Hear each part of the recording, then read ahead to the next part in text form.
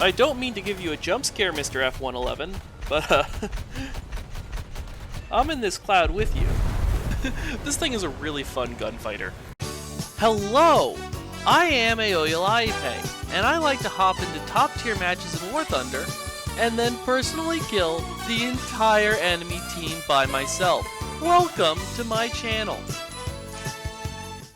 Alright, so I'm gonna go kill a bunch of people with something French today. Ho ho!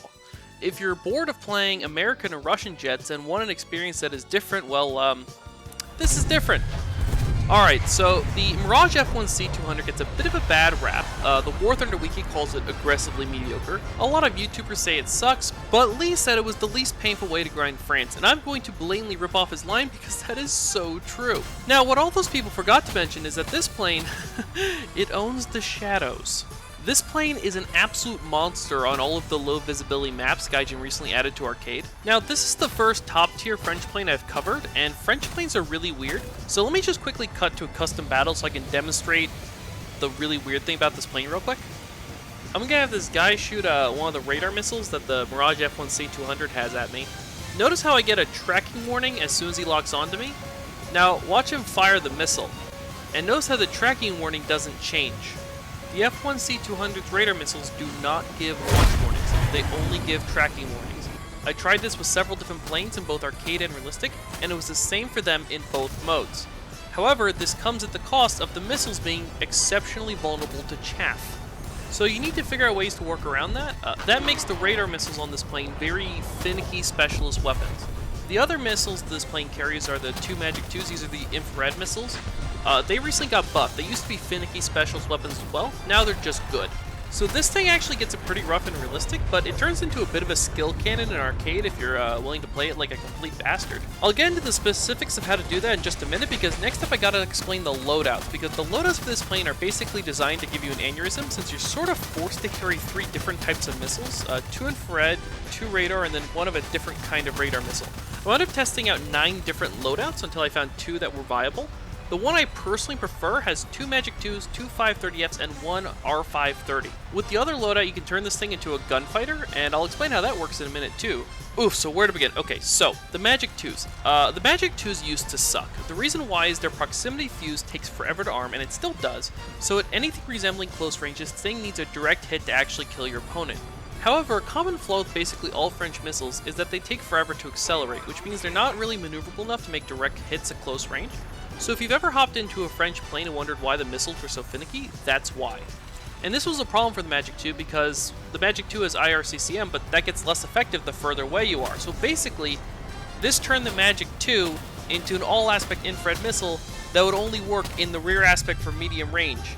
That kind of defeats the purpose of having an all-aspect weapon, and also kind of defeats the purpose of having IRCCM. However, Gaijin recently changed the acceleration for the Magic 2. It now accelerates much faster. It still needs to make a direct hit, but now it can easily make direct hits. So now it's basically like using an AIM-9L, but slightly better. It's actually a really good missile. As for the radar missiles, it's actually a pretty simple trick to use these as well. Most players will either chaff when they get a lock warning, or chaff when they get a launch warning. Since these missiles don't give launch warnings, the trick is to just lock onto a guy and then wait for a second or two. If he doesn't chaff then he's probably not going to. So you can just lock onto people until you find the right kind of victim. This becomes ludicrously overpowered on low visibility maps like this, because they also can't see the missile coming at them through the clouds. So if you're fighting a competent F1C player on this kind of map, oh my god, that could be a real nightmare. There will just be ultra-fast stealth radar missiles like nailing you through the clouds, you have no idea where they came from. This also makes the F1C-200 really nasty at snowballing in arcade. If you get a down tier with this thing, you'll be in the battle rating range where once people have been shot down a few times, their planes just won't have chaff. Like their backups won't have chaffs. And then all of a sudden, you have 5 missiles that will just absolutely delete those people, and it feels really overpowered. In order to enjoy that, however, you need to survive most or all of the match. It's actually reasonably easy to do in this plane. It has a ton of countermeasures, it's pretty fast, the energy retention is okay. So, especially on maps like this, you can just dump countermeasures and zip around at high speed, you know, shooting people in the clouds or ducking behind terrain or whatever, like playing like a bastard like I do in all my videos. This thing struggles on the offense, it doesn't struggle on the defense. So if you want to survive, this is a good plane for that. Also, fun fact, infrared missiles have a really hard time locking onto people through clouds.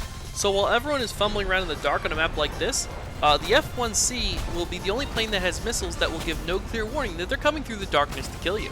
But now I get to show you what makes this plane really, really fun. It is one of the best gunfighters in top-tier air arcade. So it doesn't have the ballistic lead indicator system / EEGS, which is good because that's totally busted in arcade and you can't turn it off, it sucks. The green circle is an almost perfect aiming reference for this plane, and this plane fires a whole lot of high velocity 30mm bullets, so it can absolutely snipe people. I don't mean to give you a jump scare, Mr. F111, but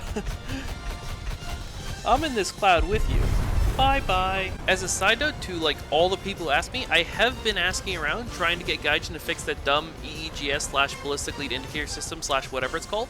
It is like the one request top tier air arcade players have ever made, and it is so simple. So that thing is absolutely 100% a bug. Two systems are conflicting in an unintended way that negatively impacts gameplay. That is a bug. However, it is a bug that can only be fixed by adding an off switch, and an off switch is a feature. As far as I can tell, the problem seems to be that one group of people at Gaijin handles features, and another group of people at Gaijin handles bugs, and this sort of problem is perfectly designed to confuse the hell out of everyone. So I was basically advised, and this is not a joke, that the best way to get that problem fixed is to make a normal bug report, and then tell as many people as possible to spam the I have the same issue button until someone gets around to fixing it. I'm completely serious, there's a link in the description if you want to hit that button and do your part to get this fixed. Anyways, this plane doesn't have that problem. So yes, the fact that this plane doesn't have an aim assist feature helps it aim. TTAA has been this way for 14 months. And the guns in this thing are really great. So you can take gun pods on this thing and turn it into a monstrously good dogfight, especially if you like boom and zoom and use the radar to snipe people. So that would mean your loadout would be 2 Magic 2s, 2 gun pods, and 1 R530. That's actually a really solid loadout in up tier because the 530Fs aren't going to do you that much good anyways when every plane and everyone's lineup all have chaff. So you might find that your preferred loadout in this plane actually varies depending if you get an up tier or a down tier. Now, I know what you're thinking because normally the main disadvantage to using gun pods is that they have an absurd amount of drag, so they just ruin your performance. That's why you should almost never take them.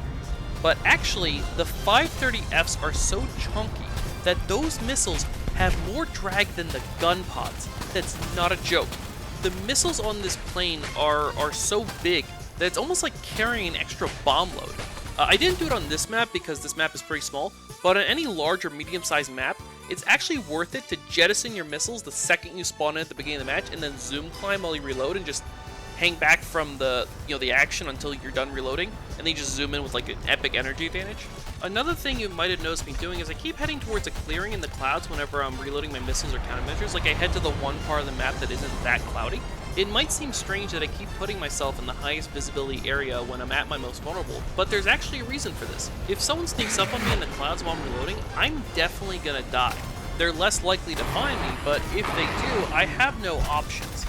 However, if someone approaches me while I'm out there in the open, I can see them from pretty far away, and there's enough cover that I can dip behind the terrain before any missiles can hit me. And then I can just weasel my way through the canyons or AAA cover or whatever before they are actually able to nail me down. Now, at long last, I should probably explain the difference between the R530 and the 530F. So basically, the middle hardpoint on this plane can only take the 530E or the R530. Both of these missiles suck, but the R530 is radar guided, so at least it's all aspects suckitude.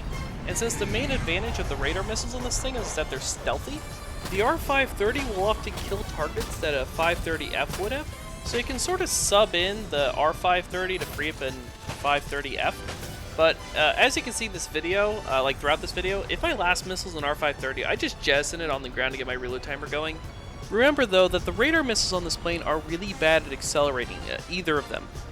In my experience, they're going to have trouble hitting a maneuvering target head-on from below 3 kilometers away, and it's genuinely remarkable if they manage to hit any kind of target head-on from like 2 kilometers away. So I'm actually about to run out of gas, which has never happened to me before in this plane. That's a totally novel experience. So I dumped my R530 on the ground just to get a reload timer going so I can get in just the last few kills before I need to land for gas. This plane is not a gas guzzler, this just happened to be a pretty long match. However, I don't see any good targets show up quickly, and I'm on my last few drops of gas left. I have like 15 seconds of gas left, so I really need to make some kills and get out of here. I noticed an F1 F100 trying to weave between the hills. When he pops his head up, I double tap the poor guy with magic 2s, and there's no way he's dodging 2 of those things at close range without flares. The missile got buffed, and it's really good now. I don't know what to say. So now I'm going to glide back to my airfield so I can land and get more gas. Believe it or not, this is actually when one of the coolest moments of the match happens, so I'm going to turn the volume up for that.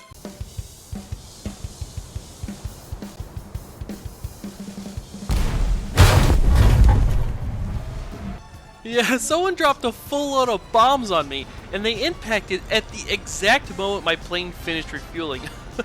Oh man, that is one of the narrowest escapes from certain death I've ever had in this game. And then I realized, oh yeah, my team's gonna lose, because I never thought to go after the people who were bombing the objectives. Silly me, I was just having too much fun killing everyone else with an aggressively mediocre plane. I guess I can't really say I was killing everyone in sight, because I was killing everyone not in sight. That's sort of the strength of this plane, you know, hunting people in the shadows. Anyways, I'll call that an honorable defeat. Anyways, if you subscribe or ring the bell, you won't need to remember how to spell AOLIPay next time you want to watch one of my videos. Also, don't forget to spam the bug report that's linked in the description, and here's a bunch of other videos you should go watch.